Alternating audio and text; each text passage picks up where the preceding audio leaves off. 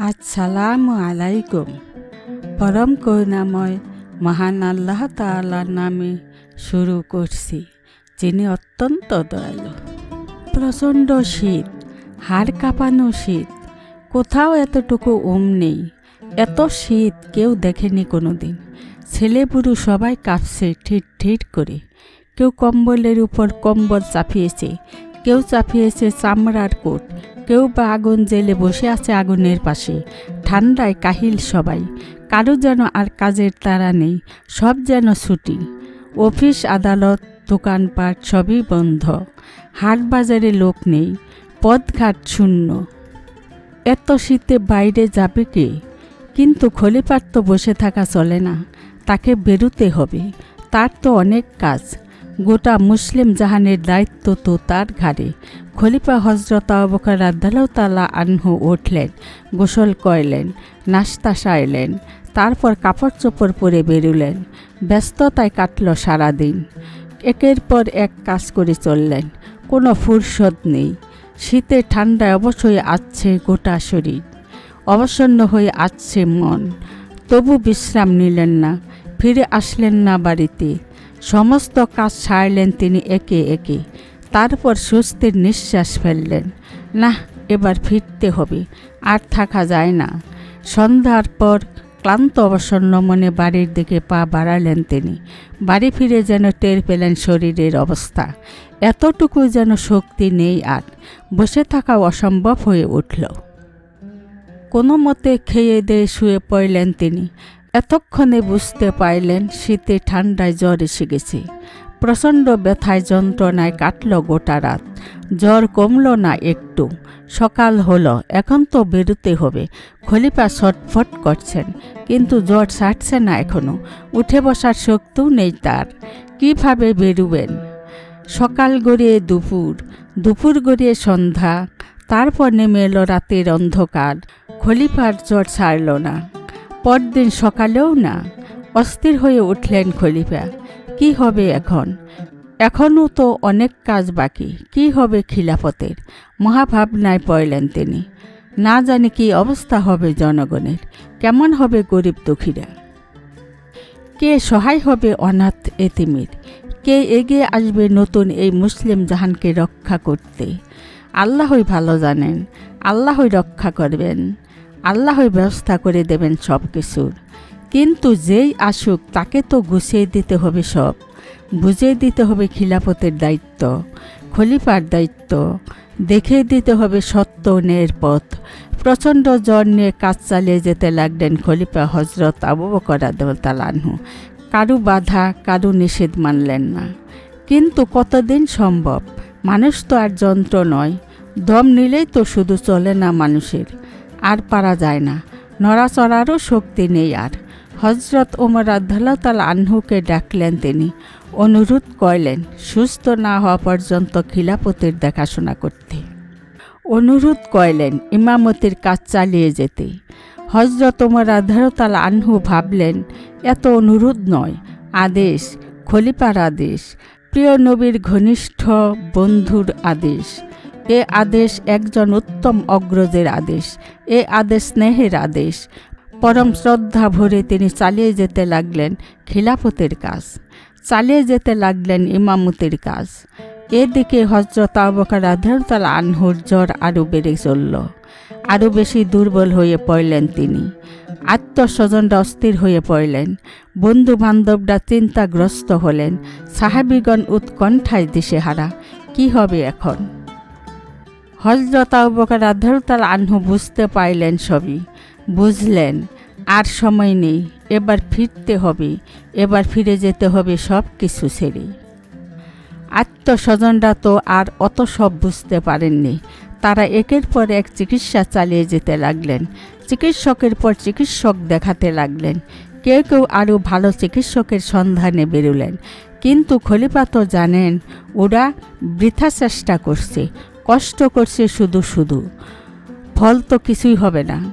একদিন তিনি ওদের সবাইকে ডাকলেন, জানতে চাইলেন নতুন চিকিৎসকের কথা। সঙ্গে সঙ্গে তারা বললেন, আরও বড় চিকিৎসকের খোঁজ করছি আমরা। বড় চিকিৎসক আশ্চর্য হয়ে প্রশ্ন করলেন তিনি। তারপর শান্ত ধীর চোখ দুটো মেলে তাকালেন ওদের দিকে। হ্যাঁ, বড় চিকিৎসকের কথাই বলছি আমরা। এবার মৃদু হাসলেন খলিফা। তারপর ধীরে ধীরে বললেন, শুনুন, সে বড় চিকিৎসকের সাথে আমার কথা হয়ে গেছে। এবার তারা অবাক হলেন। একসাথে সবাই জানতে চাইলেন, কোন সে চিকিৎসক, কি বললেন তিনি, কি ওষুধ দিলেন, কবে ভালো হবেন বলেছেন? তাদের কণ্ঠে ঝরে পড়তে লাগলো গভীর উৎকণ্ঠা আর প্রত্যাশা। খলিফা আবারও মৃদু হাসলেন, বললেন, চিকিৎসক খুব ভালোভাবে দেখেছেন আমাকে, সব দেখে টেকে বলেছেন আমার যা ইচ্ছে তাই আমি করি। এতক্ষণে খলিফার কথা বুঝতে পারলেন তারা। গভীর বেদনায় যেন ভরে উঠল সবার মন। ঘন কালো মেঘে যেন ছেয়ে গেল সকলের মুখ। কিন্তু কেউ তো চিরকাল বেঁচে থাকে না। সবাইকে একদিন না একদিন ফিরে যেতে হবে আল্লাহর কাছে, ছেড়ে যেতে হবে এই সুন্দর দুনিয়া। হযরত আবু বকর রাদিয়াল্লাহু আনহু সেই চিরন্তন যাত্রার জন্য তৈরি হতে লাগলেন। সমস্ত বিষয় সম্পত্তির হিসাব নিকাশ কইলেন খিলাফতকালের আয় ব্যয়ের হিসাব। নির্বাচিত করে দিলেন খিলাফতের পরবর্তী উত্তরাধিকার। নতুন খলিফা হযরত ওমর রাদিয়াল্লাহু আনহুকে বুঝিয়ে দিলেন খিলাফতের দায়িত্ব, বুঝিয়ে দিলেন শত্রু মিত্রের কথা, জানিয়ে দিলেন যুদ্ধ বিগ্রহের কথা, ন্যায় অন্যায়ের কথা। হযরত ওসমান রাদিয়াল্লাহু আনহু ছিলেন সারাক্ষণ তার পাশে, সেবা যত্ন করছিলেন মন প্রাণ ঢেলে। তিনিও বুঝে নিচ্ছিলেন খলিফার সমস্ত কথা। বিশ্বাসীদের মাতা হযরত আয়েশা রাদিয়াল্লাহু আনহু পিতার শয্যা পার্শ্বে সারাক্ষণ হাজির। এভাবে দেখতে 15 দিন কেটে গেল। তারপর একদিন খলিফা হযরত আয়েশা রাদিয়াল্লাহু আনহুকে ডেকে জিজ্ঞেস করেন, আজ কি বার মা?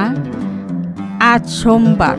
হযরত আয়েশা শান্ত কণ্ঠে জবাব দেন, এই দিনেই তো রাসূলুল্লাহ সাল্লাল্লাহু আলাইহি সাল্লাম ইন্তেকাল করেছিলেন, তাই না? আবার প্রশ্ন করেন তিনি। হযরত আয়েশা রাদিয়াল্লাহু আনহু নীরবে মাথা নাড়েন। এবার অনাবিল এক আনন্দে উজ্জ্বল হয়ে উঠে হযরত আবু বকর রাদিয়াল্লাহু আনহুর মুখ। অধীর আবেগে বলেন, জানো মা, আমার মনে হয় আমি আজ বিদায় নেব। তারপর একান্ত অনুরোধের কণ্ঠে বলেন, রাসূলুল্লাহ সাল্লাল্লাহু আলাইহি সাল্লামের পাশেই আমার কবর দিও তোমরা। কথা বলতে বলতে কি সুন্দর এক প্রত্যাশা তার চোখে মুখে ছড়িয়ে পড়ে। তিনি যেন অসীম আনন্দে মুখর হয়ে ওঠেন। নীরবে বসে আছেন হযরত আয়েশা রাদিয়াল্লাহু আনহু। হযরত আবু বকর রাদিয়াল্লাহু আনহু আবার বলেন, আচ্ছা, রাসূলুল্লাহ সাল্লাল্লাহু আলাইহি সাল্লামের কাফনে কয়খানা কাপড় লেগেছিল বলতে পারো মা? 3খানা। অশ্রুসিক্ত কণ্ঠে বলেন হযরত আয়েশা রাদিয়াল্লাহু আনহু, তাহলে আমাকেও 3খানাই দিও। কান্নারত আয়েশা এবার নীরবে মাথা নাড়েন, আমাকেও 3খানা দিও। আবারও বলেন তিনি, আর একটু থেমে বলেন, 2খানা তো আছেই, সে 2খানা ধুয়ে সাফ করে নিও। আরেকটি দরকার, সেটা নতুন কিনে নিও। আয়েশা রাদিয়াল্লাহু আনহু এবার আর নীরব থাকতে পারেন না। অবুঝ কান্নায় ভেঙে পড়েন তিনি। কোনো রকমে কান্না থামিয়ে বলেন, এ কি বলছেন আব্বা? এ কেমন কথা? আমরা কি এতই গরিব? আমাদের অবস্থা কি এতই খারাপ? আমরা কি 3খানা নতুন কাপড়ও কিনতে পারবো না? আপনি এ কি বলছেন আব্বা? হযরত আয়েশা রাদিয়াল্লাহু আনহু এবার সজোরে কেঁদে ফেলেন। হযরত আবু বকর রাদিয়াল্লাহু আনহু তাকে সান্ত্বনা দিয়ে বলেন, সে কথা বলছি না আমি তোমার সামর্থ্যের কথা বলছি না। মৃত মানুষের নতুন কাপড়ের দরকার কি বলো? মৃতের চেয়ে জীবিত মানুষেরই তো বেশি দরকার নতুন কাপড়ের। আমাকে নতুন কাপড় দিও না, আমার জন্য পুরনো কাপড়ই যথেষ্ট।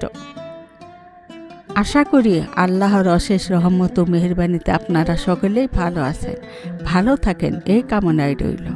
আর সেই সাথে আপনাদেরকে বলছি, প্রতিদিন নতুন নতুন ইসলামিক ভিডিও পেতে এবং ইসলামিক জ্ঞানের চির নূতনত্বকে উপলব্ধি করতে অবশ্যই সাবস্ক্রাইব করবেন। আসসালামু আলাইকুম।